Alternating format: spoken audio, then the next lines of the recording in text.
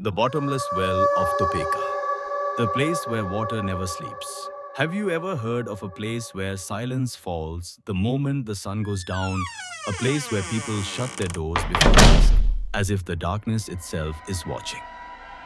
There was one such place, just 15 miles outside Topeka, Kansas, a forgotten rural settlement called Hollow Creek. Small wooden houses, dry fields, old oak trees. And right in the middle of it stood an ancient stone well. Locals called it the Bottomless Well. They said no one had ever measured its depth ropes ended, but the darkness didn't. People whispered, this well doesn't just hold water, it holds something else. In the daytime, the well looked harmless, quiet, still, almost asleep.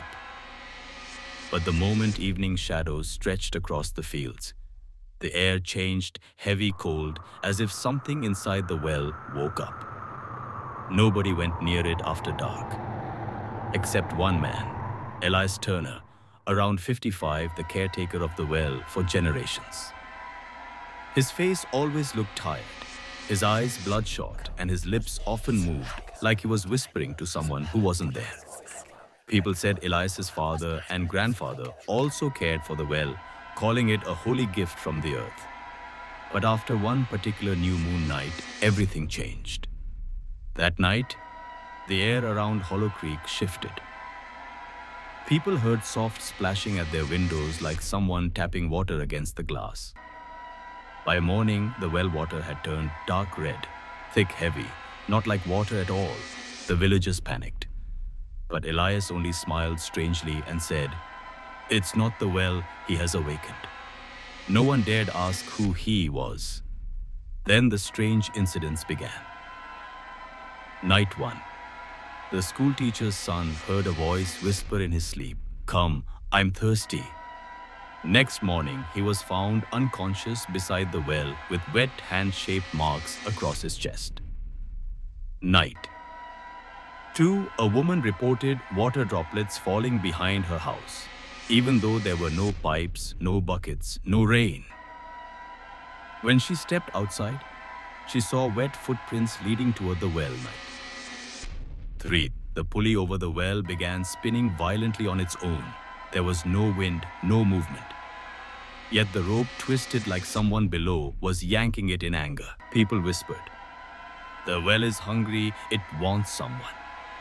Then came the new moon that destroyed the village. A cloudy, starless night. The kind of silence that hurts your ears. That evening, a young boy named Aaron, wandering home through the fields, accidentally got too close to the well. He heard it first, a voice drifting up from the water. Aaron, look at me. He leaned over the edge, expecting to see his reflection, but it wasn't his face in the water, it was something else. Something with wide, hollow black eyes, something smiling. Its lips moved slowly. Come closer. You're not alone. Aaron froze, and then a wet, pale hand rose suddenly from the water and grabbed his wrist. His scream echoed through the woods, but no one heard it. Only one sound came later. Plunk, plunk, like bubbles rising in deep water. Morning came. The well was still, but the dirt showed a long drag mark leading straight into the darkness. Now the village knew the well wanted more. The town council decided to cover it, put iron bars, stone slabs, anything, but who would go near it? Elias stepped forward. His voice was calm, but his eyes were madness. This well cannot be sealed. What lies below will swallow us all if we try. No one dared question him. But fear turned to desperation. 4 men, John, Peter, Raymond, and Carl, took torches and approached the well at midnight. John whispered, tonight it ends. But as they stepped closer, the water inside began boiling. Not hot, but violently churning. Their torches flickered. Wind came from nowhere. The flames died. And then a voice, wet, gurgling, close, thirsty. The ground beneath them rippled like mud, cold dripping. Hands burst out of the soil, wrapped around their ankles and began pulling them toward the well. Their screams tore through the night.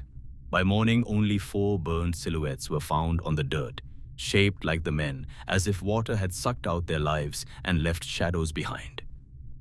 Hollow Creek emptied within a week. People ran, leaving homes, barns, animals, all abandoned.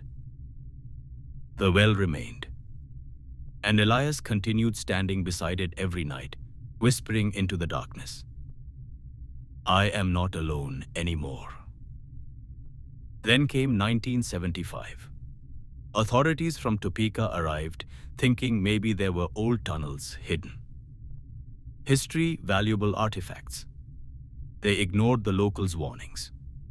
A dig team started clearing the area around the well. As they dug a hollow, echo rose from the ground like something breathing beneath the soil. Then they found it. A hidden stone chamber under the well. Cold, damp, reeking like something had been rotting in water for ages. On the walls, hundreds of wet handprints. Scratches. Marks made from inside out, like people had tried to escape. In the middle stood a stone statue. Its eyes leaked water, thick drops falling like tears. When a worker shined a flashlight, he froze and whispered, "I swear, its pupils just moved." That night, the lead officer typed a report. His final line read, "There is something alive under the well."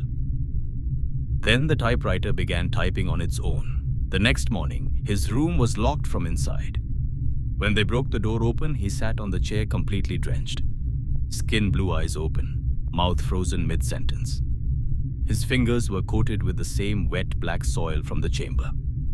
2 workers had vanished. Only the well's rusty bucket was found, swinging slowly, even though the air was still. Even today, if you drive past Hollow Creek near Topeka, the air feels damper, cooler, as if someone is breathing on your neck. You might hear faint tapping, water hitting stone, and sometimes, if you're unlucky, a whisper floats through the dark. "I am thirsty. Don't stop. Don't look back. Don't go near the well."